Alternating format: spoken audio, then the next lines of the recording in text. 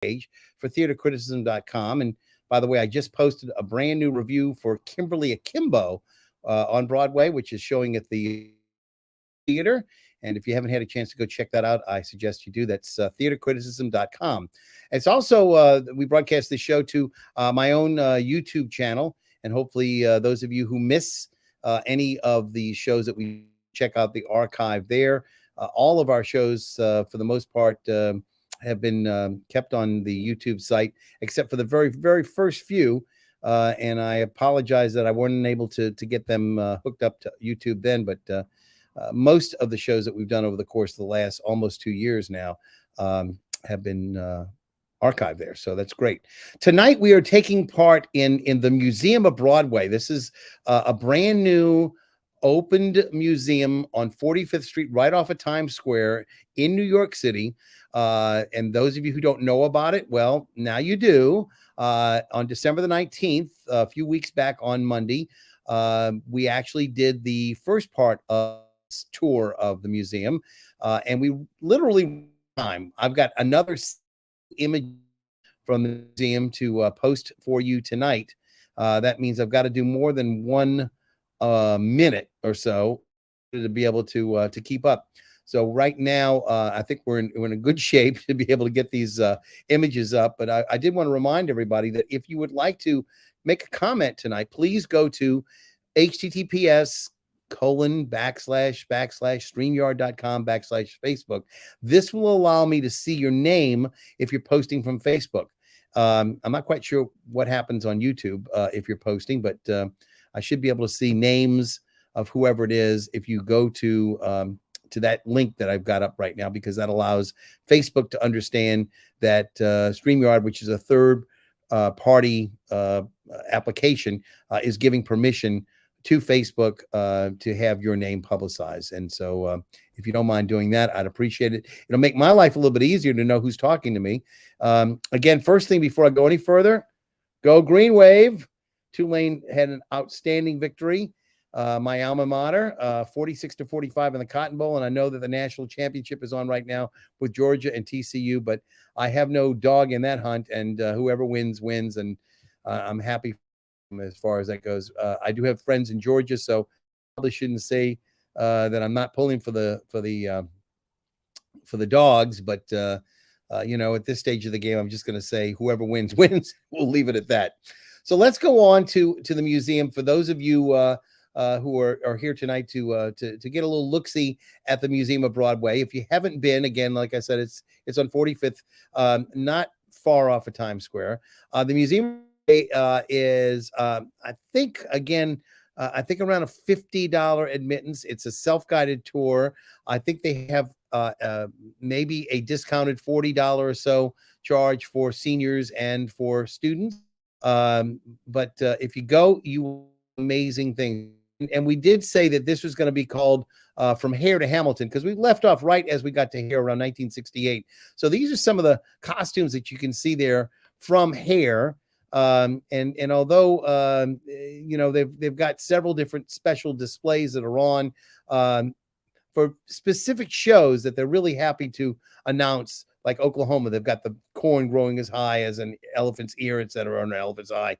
They've got different aspects of the shows that they really believe were instrumental. And you'll see later on, they've got Rent, and they've got a Chorus Line, and several shows that really have made a big impact on Broadway. And I don't know anybody who made a bigger impact on Broadway than this man, Stephen Sondheim, of course, of blessed memory now. This is a Hirschfeld that was done. And of course, those of you who know the little 3 on right next to his name, Hirschfeld, signifies the number of Ninas that are in the in this particular portrait. Nina being Al Hirschfeld's daughter that he had, and he would hide her name within the caricature. And so most people know about that, but if you didn't, that's the explanation there. Also at the museum, a reference, one of Sondheim's great works, Company. And again, they incorporated not just the old company, and we've got a picture of the old company as well, but if you notice, that is the new company, the one featuring Bobby, spelled B-I-E, Boby. So the original company is also, of course, available, and that's a scene from the original company. I believe that may be Larry Kurt instead of Dean Jones, because I think Dean the role, um, if I'm not mistaken, that to me to be the original cast of company, and Dean Jones was only in it for about 30 days, if memory serves. And Larry Kurt, of course, remembers him having done the role the longest. Also, of course, at the museum, we've got this is one of the costumes from The Wiz. And again, I know they have a wonderful caricature that Hirschfeld did from The Wiz. I'm not quite sure if I was able to save that, but some of the pictures from the original cast. And again, a major musical in terms of Motown being involved with the producing end of it, and just a spectacular cast. And of course, Andre DeShields, who was recently awarded the Tony Award for Hadestown. He portrayed Hermes. Of course, he was the wizard in the original production. So there you go, The Wiz. Also at the museum, this is an amazing picture. The shoes that I believe on the left that were worn by Michael Beck. Of course, one of the top hats and pairs of shoes that were worn by the female dancers. But that just on what an iconic show that was. And a Chorus Line 1995 won just about practically every one of the major awards from the Tonys, shutting out, surprisingly enough, Chicago. And of course, if you remember, Chicago came back in 1996 and is now the longest running American show on Broadway. Random Closes will be the longest running show on Broadway, not in terms of total numbers, but the longest running on Broadway that's still operating. So we'll look. The sun will come out tomorrow. There's Annie. This is one of the original dresses from Annie. I'm not certain that they could ever determine which was the original dress that Andrea McArdle had worn, for instance. So they just said it was one of the original dresses worn by one of the Annies. And of course, we know, of course, several people were very famous in terms of portraying the role. Sarah Jessica Parker, and in addition to Andrea McArdle, but just an iconic piece there. Also, at this museum this is Rock of Ages. This is one of the different costumes that they have, and you can see they pulled out the stops for some of these costumes, really very, very evocative of the shows. And also, I might say, you'll see I've got several different ones that are done that essentially will help you appreciate some of these Broadway shows. They do timelines, and this is another wonderful example of a costume. This, of course, being from Mamma Mia. You may remember this is, I guess, towards the end when they're doing the finale. But again, beautiful costumes. If you like costumes, this is the museum for you. They have lots of costume designs. And again, I want to remind everybody, if you're out there watching, if you want to make a comment, please feel free to do so. As I mentioned earlier, if you just joining, we want to be able to see who you are out there. We can put those comments up pretty quick. So if you want to make a comment, please, questions, you want to know anything about the museum, anything that I may have said that you want to have some information on, perhaps you have a question about, when it's open, etc. I'll try to give you all that information as best I can. But again, if you are able to use this particular link, it'll help you put your name up so we can know who's talking in case you have a question and you think that I know who you are, which I probably do. So we'll get back to it. But again, some phenomenal offerings at this museum. As I mentioned, the museum goes back in time all the way to the beginnings of Broadway, back really into the 19th century. And we covered in our um, December 19th show. Everything starting out from early Broadway. We covered many of the early vaudeville, even some of the shows such as Ziegfeld's Follies and some of those things that we mentioned. We had some stories about Fanny Bright that we talked about. So if you didn't catch that show, please go back to YouTube and check the December 19th show. It was the last show on NOLA Theater to be able to up this show from where we stopped there.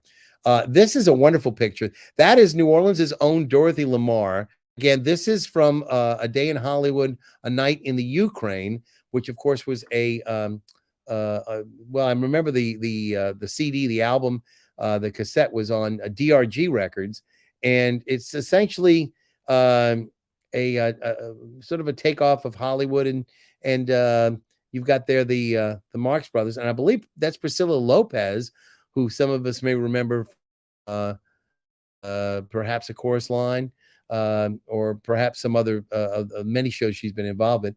But they've got Dorothy Lamour, the sarong lady, New Orleans.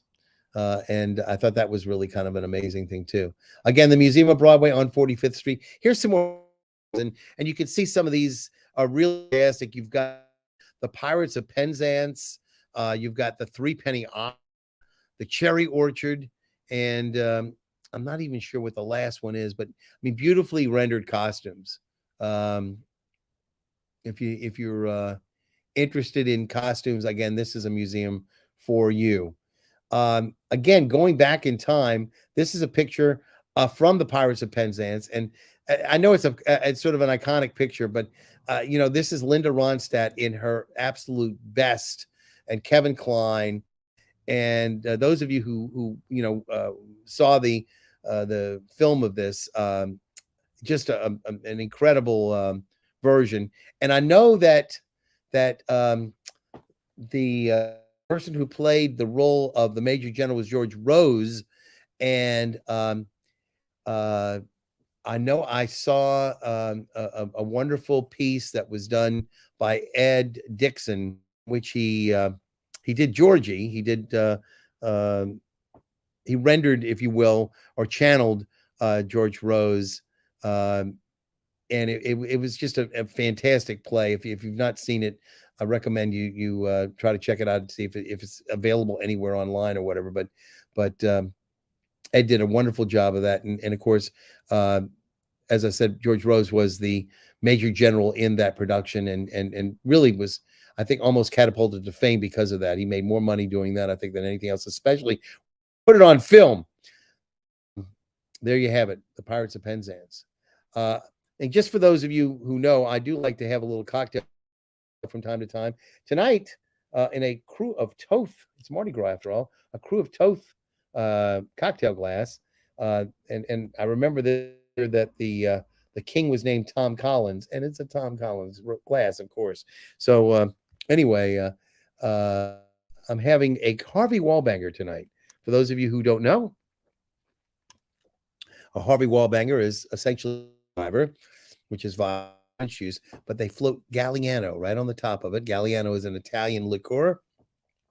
By itself, it's got a little bitterness to it, but coupled with the orange juice, it's sweet and it's really delicious, and I really recommend it very highly for those of you who are interested.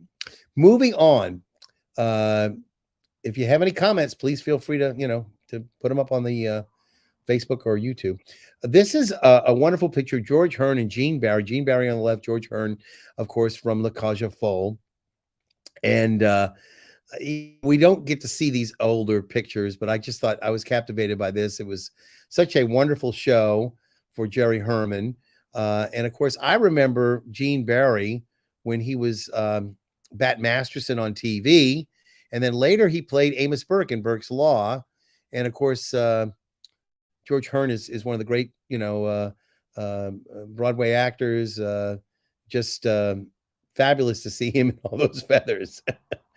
Moving on, let's see. We got, this is a really, really, really important part of the exhibit. This is the names of all of the, not, I'm sure all, but most of the people we lost due to the AIDS epidemic, and this is done right around the part in the museum dedicated to Angels in America, and again, it's very very um, somber and as well it should be, but you can see the names, and I only took one picture of one section, but they've got so many names everywhere you look of so many people who so talented who we lost, and you can even see um people that you might not think. If you notice in there, Denhelm Elliott, who was in the Indiana Jones movies, he didn't die in the early wave, if you will, of people who passed, but he did die later, and so even he is listed in this. So I just mentioned that they really have a beautiful exhibit dedicated to the memory of those souls, and also they show the blanket, that was a part of the blanket that was passed around with Broadway, if you will, iconic images like the Phantom of the Opera and Les Miserables and things of that sort that they've got. Them they did in a quilt similar to the AIDS quilt, and again, just very very of the fact that we've lost so many people, and that so many people were affected on Broadway due to the AIDS crisis, and of course the continuing situation. There is obviously drugs that are out there now to help combat it, but there is no complete cure, and there are people who still have to deal with this on a regular basis. So they do uh, a good uh, sense of loss on this particular disease. Now we get to Sunny the Park with George, and again, there's a picture of Sunny in the Park. So they've basically taken an image from the musical and made it into a picture on the wall, which I thought was kind of clever. And again, if you look, this is one of the original playbills with, of course, Bernadette Peters and Mandy Patinkin from the Booth Theater. Um, and again, it's interesting because I was just at the Booth Theater to see Kimberly Akimbo, and again, those of you who, as I mentioned, seen it or are interested, I really recommend you're going to check out my review on theatercriticism.com. I just posted it today. I'm able to do so many reviews. It takes a while to do them. There's a lot of writing, and there's a lot of picture cropping and things of that sort that have to go on. And unfortunately, I went away for vacation more or less about a week or so after I got back from New York. So I got my review in for Some Like It Hot, which I raved about. But I had to put Kimberly Akimbo on, if you will, hiatus until I could come back and have the time to devote to it, because I wasn't able to find time while I was on vacation to dedicate myself to doing it. And actually, I would have done a few things towards it. I probably wouldn't have been able to publish it, but I left the playbill behind in my haste to pack. So I realized that I didn't do it as like I wanted to. But again, if you get a chance to see that show, I think it's a remarkable show. Janine Tesori, you all will remember from her lyricist in Shrek was David Lindsay Abair. He's not only the lyricist with Akimbo, but he's also the book writer, because he wrote this as a play without music first. The last time that happened was, as I recall, was when Chaz Palminteri did his A Bronx Tale, which he had actually done back in the 80s. It was then made into a movie, and then Robert De Niro helped produce it in around 2007 or so. And now, of course, in 2016, we remember it has coming full circle as a musical. So, it started out a one-man show, became a movie, then was a one-man show on Broadway, and then became a musical on Broadway with orchestra and big sound and choreography, et cetera, to match. So the last time that a play was transformed into a musical was like that. And of course, that was a Broadway musical. I have to say that David Lindsay Abair's previous play of Kimberly Akimbo, same title, was an off-Broadway piece. So that production really is not the same as a Broadway, but it's similar. I mean, there is really the only difference between Broadway and off-Broadway is the number of people who are able to see it.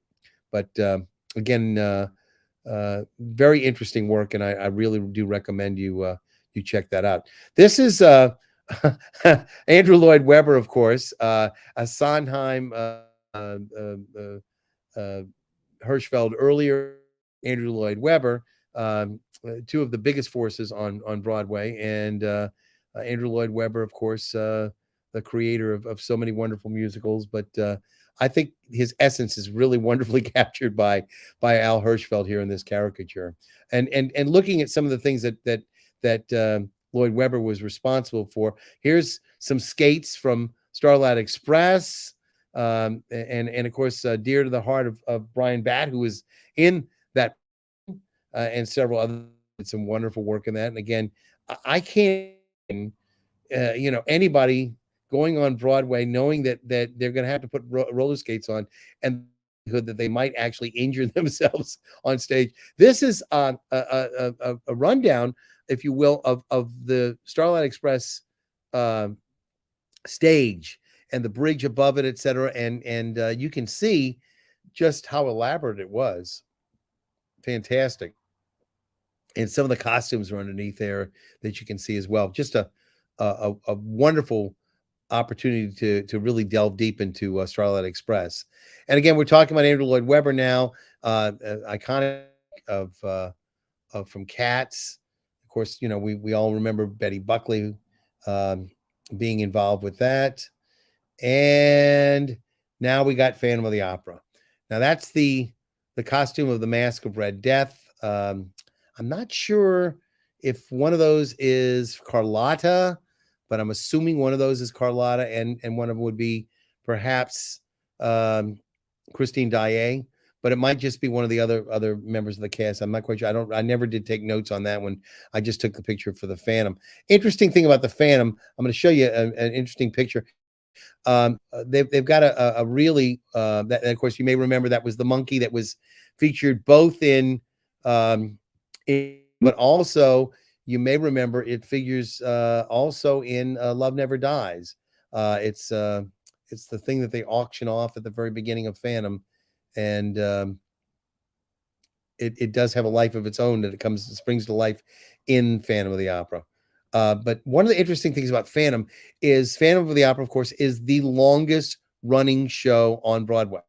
And the next closest show right now is Chicago. And as I mentioned, Phantom, I believe, opened in January of 1987. And I think Chicago opened sometime in 1996. I'm not quite sure, probably early part of 96, but probably April, but I'm not sure. I can't swear on the exact date for that. But again, about 10 years different in terms of the number of years. So Phantom, which has yet to close, has about a 10-year head start before Chicago's even in catching up room. And that means that Chicago has to continue to offer the show to people, and people keep coming. So obviously the producers of the show are happy with what they're getting. So it's possible that Chicago will overtake Phantom of the Opera, but it's going to take, when they close, at least 10 more years of Chicago being an active show on Broadway, and we'll see what happens. This is what's so interesting, though. Every day that I should say, for every performance that Phantom has, they have a that they have collected, and of course, now that they extended the run, they have to get more crystals. But this, if a sheet of crystals, and each one of those little points of light, as you can see, is significant insofar that it represents a performance of Phantom of the Opera. And if you can see behind it, you can barely make it out, but that is the mask, obviously, the half mask that the Phantom wears, that the crystals form in this really, it's really hard. I took as many pictures as I could. It really doesn't show up well as it does to your native eyes, but perhaps you can get an idea of again in the center there. That's the mask of the Phantom, and each one of these little strings holds all of these different little crystals. Again, fascinating, and again, each one of those representing one performance of Phantom on Broadway. This is Bring On the Noise, Bring On the Funk. This is again one of those iconic shows, Bringing the Noise, Bringing the Funk, that they concentrated on, that they felt was a very important show and one they wanted to highlight. Again, the Museum of Broadway on 45th Street. If you get a chance, again, I think it's well worth looking at. We have also iconic piece here from Rent. Again, Rent has a number of, and I didn't put all the pictures up, but they have a number of spots where you've got like a telephone booth, and you open up, you can hear some people talking to you from the cast, and it's basically a recording of a show of some of the original people being interviewed. And they've also got pictures of, you can see of some of the original people like Idina Menzel, etc. Anthony Rapp, and just a wonderful opportunity for those of you who are historians to see some of the shows, and again some of the other costumes from Rent also on display. So you got a lot going on there. I hope that that those of you who are thinking about this, that you'll put this on your shopping list, as it were, when you go to New York, because I think that if you're a true devotee of Broadway, you're going to find this to be really a really splendid opportunity for you to to really be enthralled with everything that goes on. And not only do they have an opportunity for you to see some of the past of Broadway, but they actually take you back behind the scenes, and we're going to get to that in just a little bit, of some of the ways in which shows are produced. One of the things I was not quite so interested in is essentially finding out how the sausage is made. I rather see the finished how and when the ingredients were put in, because it's really not as interesting to me. I'd rather see them put all their best efforts forward and not have to see the different iterations that came before. This, of course, is the wonderful Julie Taymor's renditions, she being the director and the costume and puppet creator for The Lion King.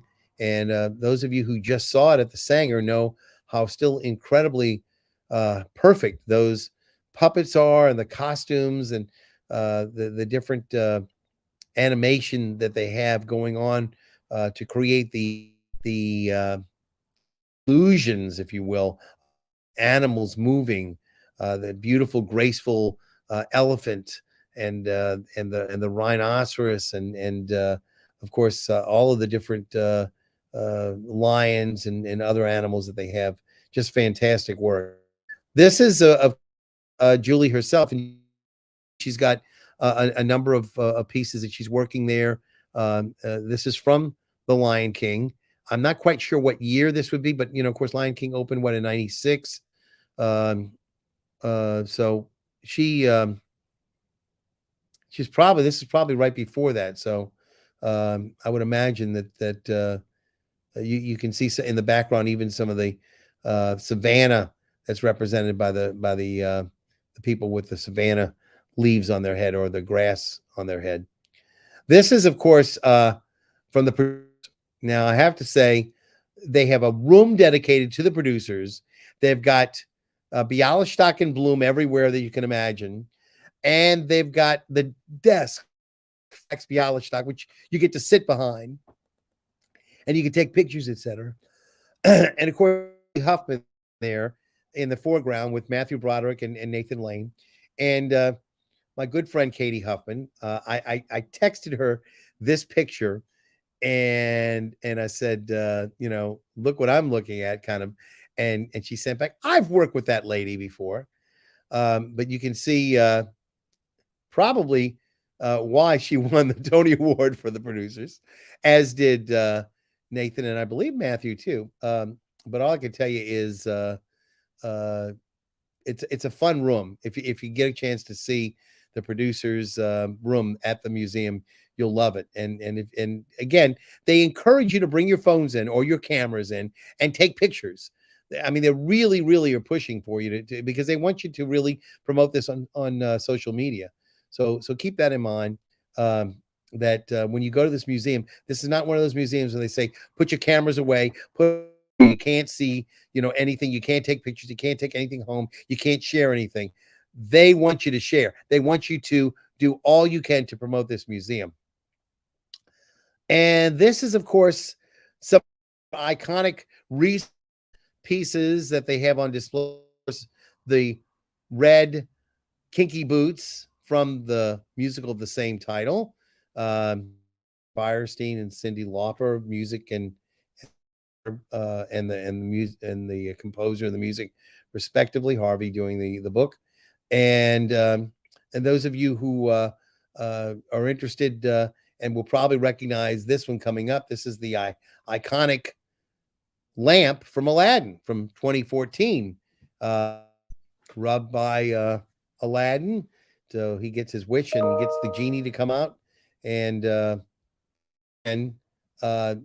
just some wonderful iconic pieces. We're again all these photos that I've taken from the museum, but I just really think that some of these things are really iconic. Here's one you can't miss. This one. This is one of the casts from Dear Evan Hansen, and one of the shirts from Dear Evan Hansen, where Evan's cast is on display with the prominent marks a lot. I guess you might say, or Sharpie.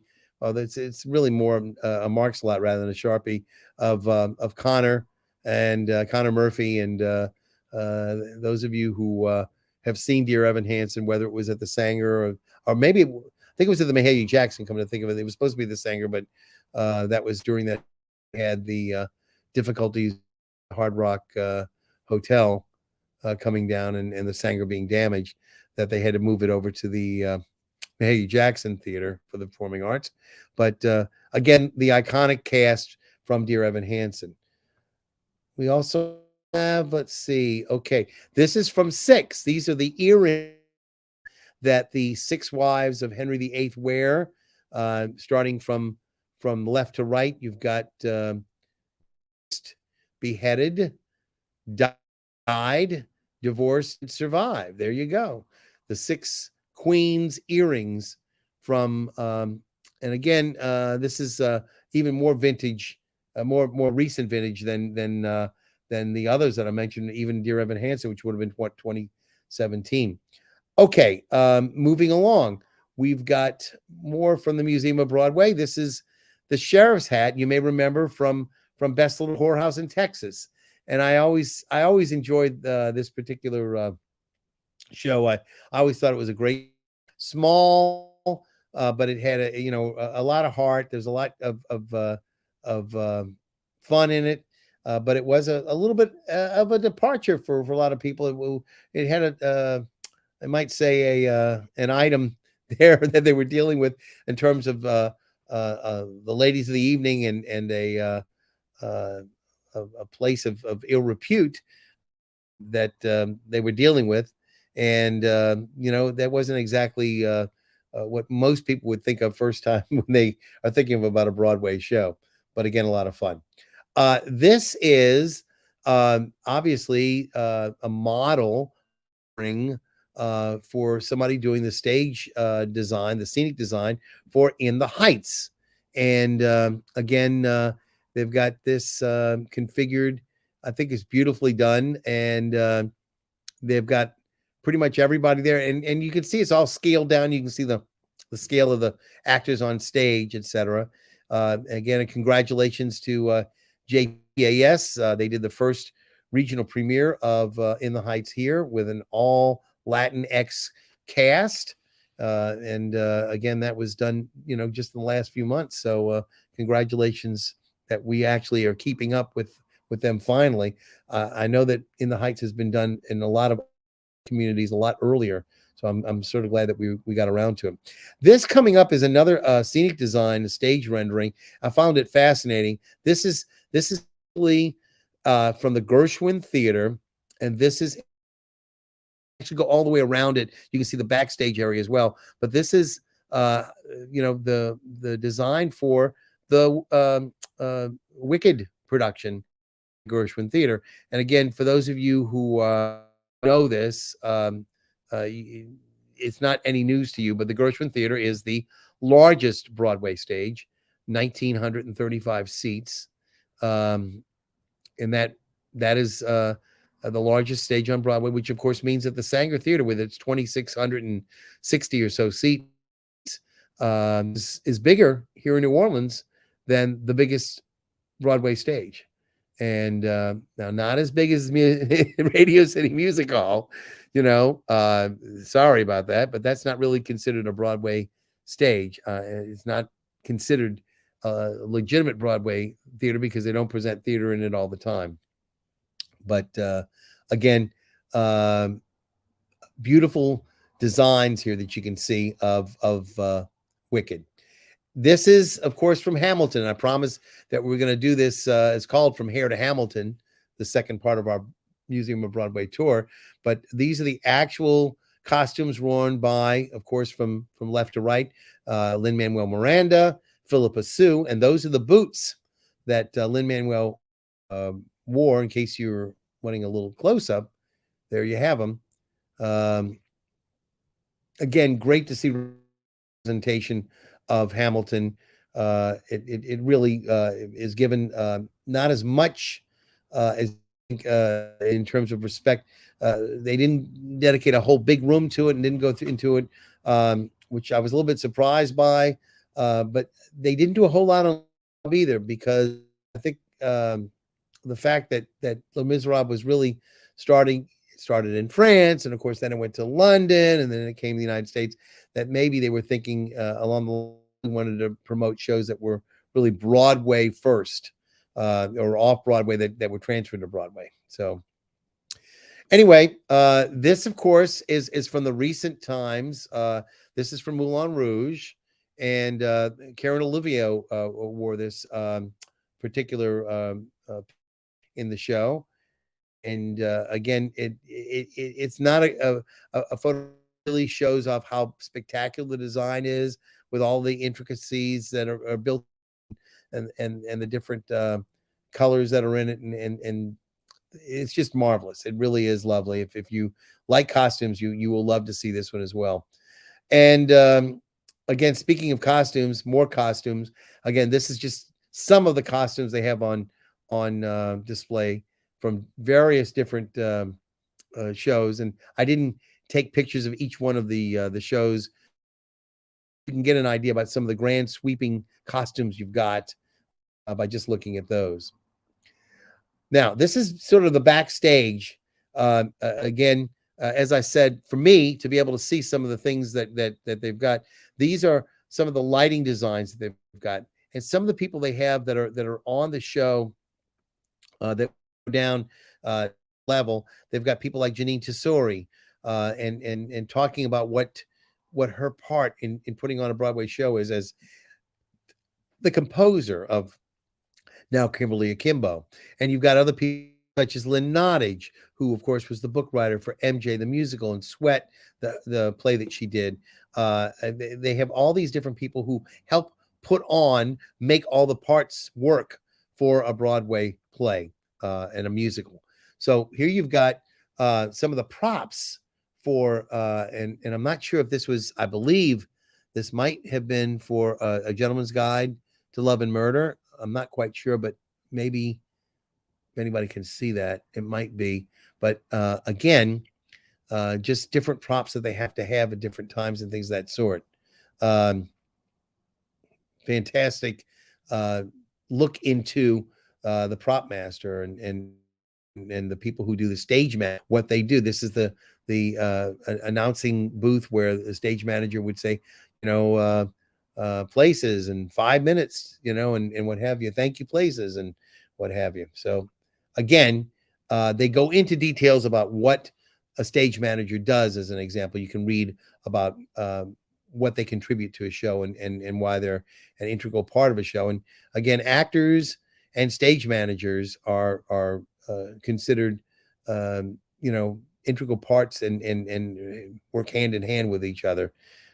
We've got a little bit of a when you're going into the show, the making of a Broadway show, you can see that they've got all the listings of the different people who are involved. And when you go down the stairs, they have some of these posters, et cetera, that are here of some of the past pieces that were done on Broadway. So hopefully you get a chance to get a feel for the different levels that you've got. Now, when we get to the end here, I'm going to start to show you some pictures of caricatures of Al Hirschfeld. And again, one of the reasons I wanted to do that is, I have my own collection, personal. I know that locally, a lot of people have Hirschfelds that are, avid collectors. Al Hirschfeld saw more Broadway plays during his lifetime than anybody else. He lived to be 99 years. He got invites to every Broadway opening, no matter what play or musical it was. He didn't go to all of them. He was given an invitation. And there's nobody who got close. He was an active member of the Broadway scene back in the 20s and 30s. And there's nobody who lived to be as old as he did, 99, that got to go to as many plays. I would even venture to guess that even George Abbott did not, who lived to be like 107. So again, if chance to the exhibit, the last thing you're going to see is this whole room dedicated to Al Hirschfeld. And again, Hirschfeld was also known as the Line King. Ha ha, yes, the Line King, because he was so specific with his use of the pens that he would make lines, and they were specific for caricatures. He used the least amount of a line that he could come up with to kind of deconstruct a person's face and figures, etc., and come back and just use the least amount of a line or a circle or an oval or whatever to give that person a caricature which really captured the essence of that person. So I'm going to go through a bunch of these now because I really think he is as important a part of the Broadway history, and he cataloged so many shows. His work appeared on the front of the New York Times and in posters, on record covers. If you remember My Fair Lady, you can see the picture of George Bernard Shaw being the puppet master, if you will, holding up the puppets of Eliza Doolittle, etc. Well, that's Al Hirschfeld. So let's get into the Al Hirschfeld experience and get to see a little bit of what he offers and what the museum offers with Hirschfeld. This is, of course, Al Hirschfeld caricature of himself, and famously the barbershop chair that he had, that he used. The actual barbershop chair that he used, I believe the actual barbershop chair that he did use is in the New York Public Library on display at Lincoln Center. But they used a replica of one that was very similar. And for those of you who have gone to the Al Hirschfeld Theater, which is where Moulin Rouge is playing right now, and you can see the design where he creates himself. He basically you see it's hard to describe, but anyway, he draws himself. But that's Al Hirschfeld. That's a caricature of Hirschfeld, of course, later in life. And moving on to some of the iconic shows that he did, of course, this would be Beauty and the Beast, and that would be Paige O'Hara in the role of is that right? I'm trying to remember the maybe she was Little Mermaid. Let me think about that for a second. I know that was Terrence Mann. In any event, Beauty and the Beast, and a rare Hirschfeld done in color. Very interesting that he didn't use a lot of color. As an example, when he did Phantom of the Opera, there's a little bit of yellow, if you notice, in the candles. His strategic placement of color, mostly black and white, though. And this, of course, would have been the original Sarah Brightman and Michael Crawford. And again, that would have been what, early January or so of 1987. It came over from London in 86. Um, this would be another Hirschfeld. This, of course, Hairspray, a color one again. You've got Harvey in the front there, and again, color for all the different dancers, and again, I guess just a beautiful rendering. If you have not seen that before, it's really wonderful. And another Hirschfeld. This one, of course, uh, done. You've got Brian Stokes Mitchell and Audra McDonald, Marin Mazey, and so many other people represented here from Ragtime. And if you were privileged, like I was, to see this show on Broadway, um, you'll never forget it. It was one of the most amazing Broadway experiences I ever had. At that time, the best seat I ever had for a Broadway show. I walked up to them that morning and said, "I would like a seat for show. I'll take whatever you got." And they said, "Well, we happen to have a house seat, and it's on," and I think it was like row M, like direct center. And I said, "I'll take it." And the guy said, "It'll be $100, please. Thank you very much." But those of you who saw Ragtime, the original, know how well done it was, and just fantastic. Of course, the I think that it was just a fantastic book, fantastic musical, and I'm glad that Hirschfeld was able to capture it. Some of the other Hirschfeld renderings that we're going through. This is actually from Bernadette Peters. I'm not sure who it was sent to, but it says "Love Bernadette Peters," and this is from Sunny in the Park with George, and obviously Mandy Patinkin and Bernadette rendered there. I'm not quite sure who else is in it who's visible, but I got a kick out of it because it's a signed, Bernadette Peters signature on the Hirschfeld there. So that's kind of interesting. Also, other Hirschfelds. This is one from Funny Girl, Barbara Streisand, and it's Barbara Streisand, but she was a lot prettier than what he's got in that. But I think he was trying to make her into more of a Fanny Brice look. Maybe, I don't know, but again, that's the way Hirschfeld saw her back then. Was that 64? This is, of course, around what, 65? This would be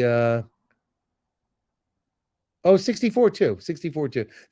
Of course, Zero Must in the role of Tevye, the Harry man, and there he is. It was sort of colored. I would say it's sort of brown, but it's very interesting. Zero Mostel looks almost somewhat menacing in this, but he is not noted for being anything but gentle in Fiddler on the Roof. Okay, we're getting towards the end now. This is a Hirschfeld of Julie Andrews, and again, it's signed by Julie Andrews. So it come from her own collection, or it might have been something she sent to somebody or whatever. I'm not quite sure, but most of these came out of the actual Al Hirschfeld curated collection that is for all of his works. And again, in this room that you have Al Hirschfeld, they've got the record covers that he had his designs on, etc. And then you see some of the posters he designed, and all of these are posters that Hirschfeld had something to do with in terms of a design on the poster. So you can see there's a whole slew of different shows in there, some of which are wonderful shows that you recognize, like for instance Ray Bolger, Where's Charlie? That would be Charlie's aunt, of course, if you remember that. Um, another Broadway musical of men running around in women's clothes, right? Noise is off. Um, I think that's Carol Burnett at the end there of Once Upon a Mattress. Is that right? In any event, I'm not quite sure. Man of La Mancha, that the original. So you've got a whole slew of stuff there, and again, I just reveled in this museum. I've whet your appetites for what's essentially a a love to Broadway by this museum. And again, as I mentioned, it's not a cheap experience, but it's self-guided, so you can take as long as you want with it. You don't have to be confined to the space of an hour or something like that. I would say to really see it properly, it's probably more along the lines of 2 hours. And I did show off, as I mentioned, the first uh, this tour that we did on December the 19th. We literally ran out of space to be able to the pictures. But I have to say, I'm so proud because I put 62 images up tonight, and as soon as I got to image number 62, I got a message from the application. You've got a lot of files. You're going to have to delete some files before putting any more up. So I'm actually at the absolute limit of pictures that I can get, 62 at that rate. Now, I could have probably put more pictures up if they were smaller. Some of these pictures are 3, 4, or 5 megabytes each. So it runs up quite a bit. I think we've got about 200 megabytes we're able to put up for each show. So and that also includes, I think, video. So if I put up a video tonight, it would have taken away the ability for me to also put up a number of these pictures. So I hope that you all appreciate that. We didn't get any comments. I'm sorry to say that means that people will have to probably watch this later. But that was the second part of the tour, and you can understand why I was having to be forced into doing it that way, having to do part one and part two, primarily because of the fact I just ran out of time and space, and there was just really no way to do it any other way. Let me just say this: we are looking to do a show next Monday.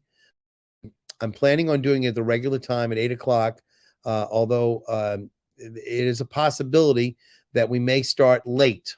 And if that's the case, it would be maybe 15 minutes late start next week. But I'll try to keep it to the 8 o'clock start if I can. But it may be beyond the circumstances that I'm not able to do it any other way. But if I am able to do it a little late, I hope you'll forgive me. But I am trying to keep this show going and trying to do what I can to maintain connection with the New Orleans theater community. I know that there are several openings, and I should be remiss if I didn't mention them. Tomorrow night, Jesus Christ Superstar's 50th anniversary tour opens at the Sanger. So I want to remind everybody about that. Those of you who are really interested in the local productions, Thursday night is a preview, and then Friday is opening night for The Color Purple at Le Petit Theater. This will be the second time that The Color Purple has been presented here in New Orleans. The first time was prior to 2016 revival of the show on Broadway. In 2015, Anthony Bean Community Theater presented it. Again, Anthony reminded me, he sent me a whole slew of posters and things of that sort from that show, pictures and things of that sort, just to refresh my memory of the show. They were lucky to be able to produce it then, because had they tried to produce it the next year in 2016, I'm certain they would not have gotten the rights, knowing that the show was coming to Broadway. So thank goodness that they were able to do it in 2015, and thank goodness that Le Petit's going to be able to put it on this coming Thursday for the preview, Friday opening night, and Donald Jones Jr. is going to be choreographing and directing that show. I'm looking forward to seeing that for next week on Steppin' Out. I also will hope to be able to post a review if I'm lucky to theatercriticism.com, because I think it's an important show. Also coming up on Friday night as well, opening night for Rivertown Theater's production of A Funny Thing Happened on the Way to the Forum, co-directed and co-starring Ricky Graham and Gary Rucker. Another chance to see David Hoover as Cynics. And I think it's going to be a really fun show. And I'm looking forward to seeing that and doing that review as well. I hope that I have time. It's a busy time of year for me with Mardi Gras to be able to do, justice and service to those shows and get those reviews out.